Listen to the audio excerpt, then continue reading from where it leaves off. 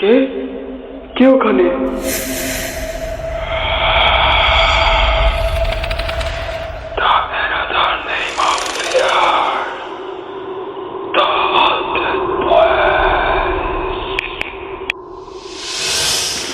Welcome back. আশা করি আপনারা সবাই ভালো আছেন, সুস্থ আছেন এবং সঠিক পথে আছেন। আমিও ভালো আছি, সুস্থ আছি এবং সঠিক পথে আছি। আপনাদের কাছ থেকে সাবস্ক্রাইব, লাইক আর কমেন্ট পাওয়া হচ্ছে আপনাদের কাছ থেকে পাওয়া। আপনাদের এই কাছ থেকে লাইক কমেন্টই নিয়ে আমরা একদিন সাফল্যের মুখ দেখব, উন্নতির চরম শিখরে পৌঁছাবো। চলুন আজকে আর বেশি কথা বলবো না। আজকে একটা ঘটনা পেয়েছি ইমেলে, আজকে সেই ইমেলটা পড়বো। ইমেলটা পাঠিয়েছেন ইকবাল ভাই নামে একজন ভাই ইমেলটা পাঠিয়েছেন। আশা করি ঘটনাটা আপনাদের ভালো লাগবে। যদি আপনাদের কারোর সাথে এরকম কোনো ঘটনা ঘটে থাকে তাহলে এটা পাঠিয়ে দিন the100.67@gmail.com। চলুন ঘটনায় যাওয়া যাক। আসসালামু আলাইকুম সুবর্ণ ভাই, আশা করি আপনি এবং আপনাদের টিম সবাই ভালো আছে। আপনাদের এই প্রচেষ্টা দীর্ঘায়ু হোক, সফল হোক। আপনাদের the100 বয়স সবার কাছে ছড়িয়ে পড়ুক, এই আশা নিয়ে আমরা শ্রোতা বানাচ্ছি। আমরা শ্রোতাগণ সবসময় আপনাদের পাশে থাকবো ইনশাআল্লাহ। তো আজকে আমার ঘটনাটা আমি সংগ্রহ করেছি একজন ফ্রেন্ডের কাছ থেকে, কিন্তু বর্তমানে সে নিরুদ্দেশ, অর্থাৎ এখন তিনি কোথায় আছেন তার খবর আমি জানি না। চলুন ঘটনায় যাওয়া যাক। প্রাসঙ্গিক কারণে সেই বন্ধুর নামটা বলতে পারলাম না, কারণ সে আমার এলাকা থেকে যাওয়ার আগে বলেছে ঘটনাটি যদি আমি কারো শেয়ার করি তাহলে সেটা বলা যাবে না। চলুন ঘটনায় যাওয়া যাক। শীত মানেই ব্যাডমিন্টন খেলা, আর স্কুলের ছুটিতে মামার বাড়িতে সময় কাটানো।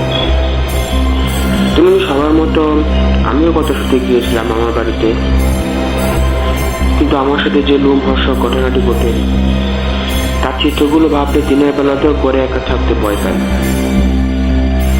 এই গত শীতে আমি শিকার হই 1000 বছর পুরনো এক অভিশাপে, ঢুকে পড়ি রহস্যের এক মায়াজালে। চলুন জেনে নেওয়া যাক। বরাবরের মতো আমি মা বাড়িতে শীতের ছুটি কাটাতে চাই, তবে এবার একটু গোলমাল ভাবে, কারণ আমি সরকারি স্কুলে পড়ার কারণে আমার স্কুল আগে ছুটি দিয়ে দেয়। গীতা আমার ছোট ভাই পড়তো বেসরকারি স্কুলে, তার পরীক্ষা শেষ হতে এখন 1 সপ্তাহ বাকি। এদিকে আমারও তর্স হচ্ছে না। বাড়ি থেকে মামাতো ভাইরা কল করে বলেছে ব্যাডমিন্টনে কুট কাটা হয়ে গেছে। এছাড়া আমি আর সে মেয়েকে আরো অনেক প্ল্যান করবো, তাই আমাকে তাড়াতাড়ি যেতে বলে। ভাইবার একে একে বাড়িতে যাওয়ার সিদ্ধান্ত নেই। প্রাসঙ্গিক কারণে আমার মা বাড়ির নামটি বলতে পারছি না, কিন্তু আমি যেখানে থাকি সেখান থেকে যেতে 2 কি 2.5 ঘন্টা সময় লাগে। তাই আগামীকাল শুক্রবার জুম্মার পর রওনা দেওয়ার সিদ্ধান্ত নিই।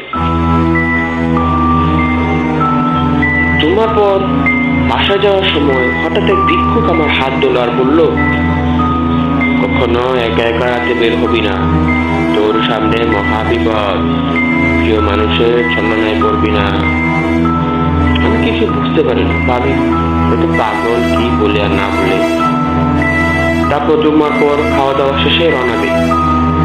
বের হওয়ার সময় আমাকে একটু চিন্তিত মুখে দেখি, তবে এই চিন্তা সচরাচরের চিন্তা না, মনে হচ্ছে তিনি কোনো আগাম বিপদের সংখ্যা পাচ্ছেন। এত সময় রওনা দিই এবং 5টা 5:30টার দিকে বাড়িতে পৌঁছাই। শীতের সময় 5টা পরেই কুয়াশা পড়তে থাকে। মামাতো ভাই এলাকা বাড়ির সাথে কথা বললাম, কিন্তু জার্নি করার কারণে আমি প্রচন্ড ক্লান্ত ছিলাম এবং খাওয়া দাওয়া শেষে আগে ঘুমিয়ে পড়ি। তো সেদিন রাতটা ভালোভাবেই কাটে। সকালে ঘুম থেকে উঠে গরম গরম বড় পিঠা খাওয়ার জন্য বসে আছি। নানু বড় পিঠা বানানো সবকিছু প্রস্তুত করছেন। ঠিক তখনই এক বৃদ্ধ সাদা পাঞ্জাবি পরে, হাতে তসবি, মাথায় টুপি, লম্বা দাড়ি আমাদের বাড়িতে ঢুকে। আমি এই লোকটিকে আগে কখনো দেখিনি। আমি আরো অবাক হয়ে যাই যখন আর দেখি আমার নানু বলে, কেলা গো আপনি? বৃদ্ধ বললেন, মাগো আমি এক পথিক, বহু দূর থেকে আইছি, 2টা পিঠা দিবাই। তো নানু আমাকে একটা চেয়ার নিয়ে আসতে বলেন। আমি একটি চেয়ার নিয়ে আসি এবং বলি, বসুন এখানে। আমাকে দেখে বৃদ্ধ লোকটি চোখ বড় বড় করে আমার পা থেকে মাথা পর্যন্ত দেখতে থাকে। আমি আর নানু তার এই কাজ দেখে অবাক হয়ে যাই। তার ঠোঁট কাঁপতে থাকে, মনে হচ্ছে তিনি কিছু বলেও বলতে পারছেন না। তিনি বিড়বিড় করে বলতে লাগলেন, বিপদ বিপদ, এটা এখনকার জিনিস না, মেলা পুরান, এটা মেলা পুরান, আইবো আইবো, সব ধ্বংস করবো, সব, কাউরে ছাড়তো না। তিনি উল্টো দিকে করে উদ্দেশ্যে দৌড় দিয়ে চলে গেলেন। আমি কিছু না বুঝতে পারলেও নানুর মুখটা হালকা সন্দেহ দেখি। তারপর খেলতে যাই। ব্যাডমিন্টন কোর্টের আরো টুকটাক কাজ করতে করতে সেদিনটাও চলে গেল। কিন্তু অন্যরা রাতেই লাইট লাগিয়ে খেলবে বলেছিল, আমিও রাজি ছিলাম। কিন্তু সন্ধ্যার পর থেকে আমার শরীর এত ক্লান্ত হলো যে আমি বিছানা ছেড়ে উঠতেই পারছি না। রাজ্যের সমস্ত ঘুম আমার চোখে এসে জমল। আমার জীবনে আজ পর্যন্ত এত ঘুম আর ক্লান্তি আসেনি। তো আমি সেদিন ঘুমিয়ে পড়ি। রাতে একটা অদ্ভুত স্বপ্ন দেখি আমি একটা খোলা মাঠে বসে আছি আর আমাকে পাহারা দিচ্ছে একটা অদৃশ্য দেওয়াল। আশেপাশে থেকে অসংখ্য আগুনের গোলা সেই অদৃশ্য দেওয়ালটিকে ভাঙার চেষ্টা করছে। মনে হচ্ছে কোনো বিশাল যুদ্ধক্ষেত্রের মধ্যে আমি একা। ঠিক তখনই একটা সাদা কবুতর এসে একটা কাগজ দেয়। কাগজে খুলে দেখি লেখা, আমার সময় শেষ। সেই পুরানো ওয়াদা শেষ হলো আর শত্রু ওয়াদা শুরু হলো। ঘুম ভেঙে থেকে সকাল হয়ে গেল। আমার মামাতো ভাই পিছনে রাগ করে আছে। আমাকে বলল, এত মরার মতো কেউ ঘুমায়? আমি ভাবলাম, কেন, কি হয়েছে? সে বলল, কাল রাতে তোমাকে এত দেখেছি, তোমার নানু ডেকেছে, ওই বাড়ির ছেলেরাও ডেকেছে, তাও তোমার ওঠার নাম নেই, এত কেউ ঘুমায়। আমার সবকিছু মাথার উপরে যাচ্ছে। গত রাতে স্বপ্নের কথাটা আমার মনে নেই। বিকেলবেলা কিছুক্ষণ ব্যাডমিন্টন খেলি এবং আজকে রাতে আমি অবশ্যই খেলবো তাদের কথা দিই। কিন্তু আজকেও সেম ঘটনাটি ঘটে। বাড়িতে আসি, হাত মুখ ধুয়ে বিছানায় শোয়া মাত্রই ঘুম। আমার খেয়ালই থাকে না আমি কোথায় ঘুমালাম আর কোথায় কি করলাম। পরদিন সকালে আবার আমার মতো আমাকে একই কথা বলে আমাকে নাকি ডাকতে বিছানার এক প্রান্ত থেকে অন্য প্রান্ত নিলেও আমার ঘুম ভাঙে না। আমার নিজের উপর অনেক রাগ হতে থাকে। 3 দিনের মধ্যে একটি দিনও রাতে খেলতে পারলাম না।